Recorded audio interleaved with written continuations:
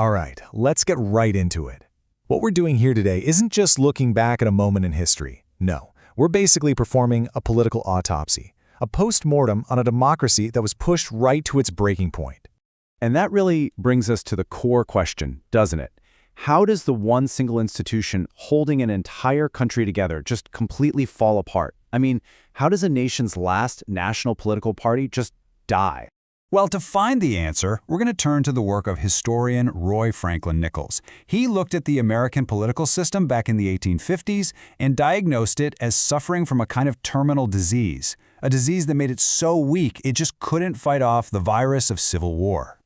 So, let's start with that diagnosis. We're going to do what Nichols called a microscopic examination.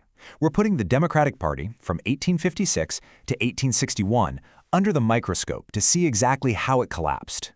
Now, you have to understand just how high the stakes were here. By 1856, all the other political parties had basically cracked up and split apart over regional issues. The Democratic Party was the only one left that was truly national. It was the last piece of political glue holding the North and the South together. So to understand this disease, we first have to understand the forces at play. Nichols saw it as a battle between two completely opposite sets of ideas or attitudes that were fighting for the soul of the country. On one side, you had the divisive attitudes. These were the ideas that were all about stoking hatred, pitting different groups and regions against each other. Things like Southernism, which pushed this unique regional identity, or anti-slaveryism, which directly attacked a Southern institution. These ideas were designed to drive people apart. And then on the other side, you had the cohesive attitudes. These were the ideas that did the exact opposite. They brought people together, they built friendship and unity. We're talking about big, powerful concepts like nationalism that shared pride in the country, or even just a common belief in democracy itself.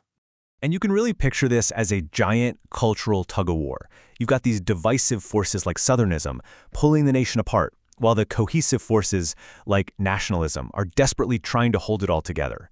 And the Democratic Party? Well, it was caught right in the middle. It was the rope.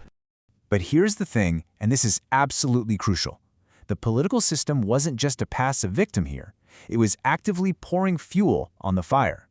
This quote really just hits the nail on the head. You had all these politicians who were just obsessed with one thing, getting reelected. And they figured out that the easiest, quickest way to get votes was to stir up local hatreds. It was a political shortcut. Instead of talking about national unity, they made it all about local division. And this just created this awful, vicious cycle. A politician needs votes, right? So he whips up some local anger. And because they held state elections constantly back then, all year round, the whole country was just bombarded with this unceasing repetition of contests based on group hatred. And over time, that just strangles any real sense of national loyalty. So here's the key takeaway. This division, it wasn't some accident. It was an intensive cultivation for political gain. The politicians created these ideological forces, but pretty soon they grew into monsters they couldn't control anymore. Now, this whole system of division never could have worked without a really key group of enablers. And they had a pretty unique name, the Doughfaces. So what on earth is a doughface?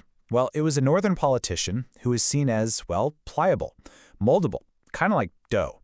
They were the guys who would consistently side with the Southern Democrats on all the big issues, giving them the votes they needed to pass pro-Southern laws. The term actually came from this fiery Virginia Congressman, John Randolph.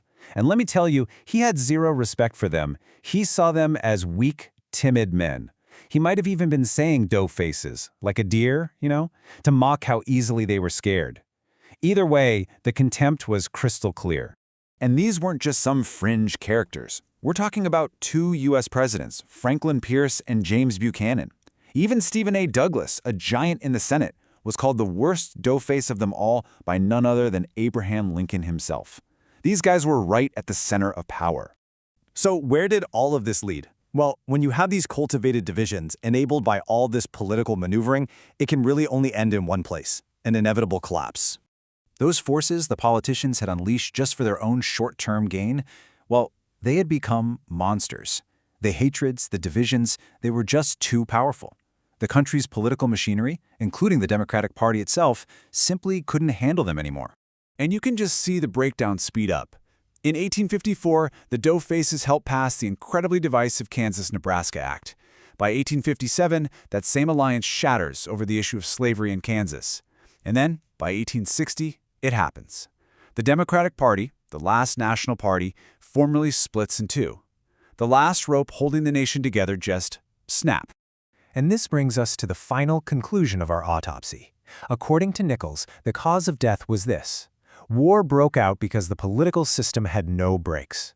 There was no mechanism, nothing in place, to stop politicians from making an extravagant use of the divisive forces. So why does an autopsy of a 165-year-old political party matter to us today? Because as the scholars who study Nichols' work pointed out, this isn't just a history lesson. It's a warning. I mean, listen to these words. They were written way back in 1948, but they sound incredibly urgent, don't they? The whole point of analyzing the 1850s was to serve as a very pertinent warning to all of us, to watch for the danger signals that line the road to democratic disruption. Which really leaves us with one last question to think about. A question that connects all this history directly to our world right now. When you look around at our own political landscape, what are the danger signals you see today?